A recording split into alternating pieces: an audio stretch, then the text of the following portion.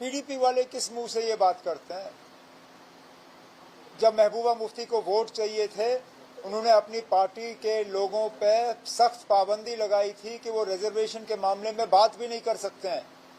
मैं वो ट्वीट के रिकॉर्ड निकालूं जो उस वक्त पीडीपी ने और महबूबा मुफ्ती ने अपने हैंडल से डाले थे कि nobody in the party is authorised to speak on reservation, क्योंकि उस वक्त महबूबा मुफ्ती साहिबा अनंतनाग से इलेक्शन लड़ रही थी, उनको रजौरी पुंछ से वोट चाहिए थे और इसलिए वो रिजर्वेशन के मामले पे खामोश रहीं। उस वक्त उन्होंने रिजर्वेशन पे बात क्यों नहीं की? उस वक्त वोट हासिल करने के लिए महबूबा मुफ्ती ने रिजर्वेशन के मामले पे न सिर्फ खामोशी अदा की बल्कि सौदा किया। हमें क्या करना होगा स्टेट हुड लाने के लिए, उस पर हम बाद में बात करेंगे। फिलहाल तो हम उम्मीद लगाए बैठे हैं कि वजीर आजम साहब ने जो लोगों के साथ वादा किया और उस वादे को दोहराया सोनमर्ग में भी और उसके बाद भी, वो अपने ये हुकूमत जो है अपनी बात पे कायम रहेगी और जम्मू कश्मीर को जो है रियासत का दर्जा वापस मिलेगा। वाटर ट्रीटी के सस्पेंशन के बाद अब एक प्रपोजल आया है गवर्नमेंट की तरफ से कि 113 किलोमीटर का कैनाल बनाया जाएगा जिसमें चिनाब के पानी को डाइवर्ट किया जाएगा पंजाब को। कोई नहीं लेगा ना, मैं तो कम से कम इस बात की इजाजत फिलहाल नहीं दूंगा। पहले हमें अपना पानी अपने लिए इस्तेमाल करने दीजिए, फिर हम बाकियों की बात करेंगे। यहाँ जम्मू में सूखा पड़ा हुआ ना, यहाँ जम्मू में नलकों में पानी नहीं है, मैं पंजाब पानी क्यों भेजूं?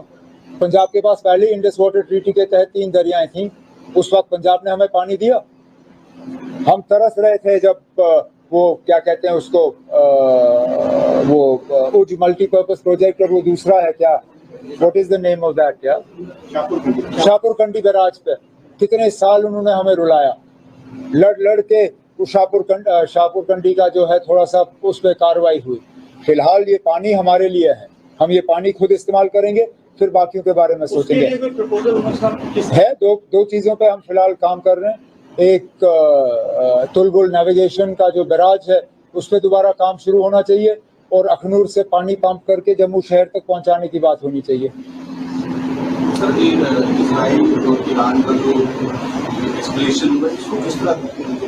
ये अच्छी बात नहीं है, कहीं पे भी जंग हो तो अच्छी बात नहीं है। और ईरान ने ऐसा क्या किया अचानक जिसके बुनियाद पे इजराइल को हमला करना पड़ा?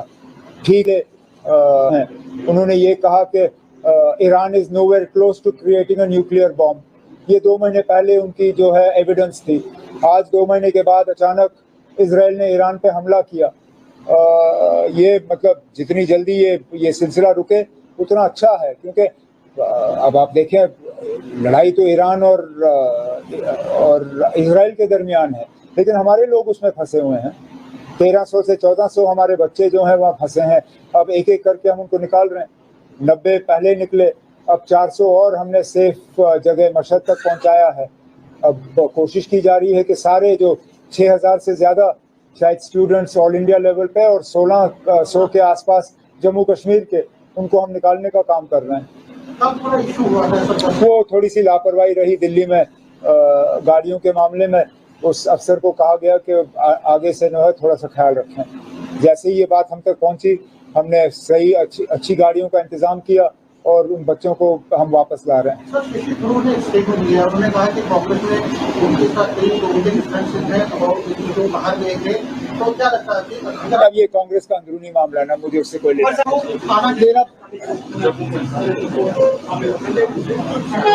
जम्मू में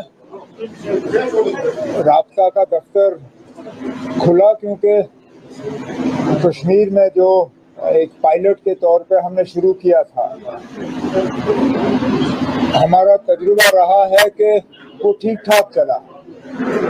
वहाँ लोगों के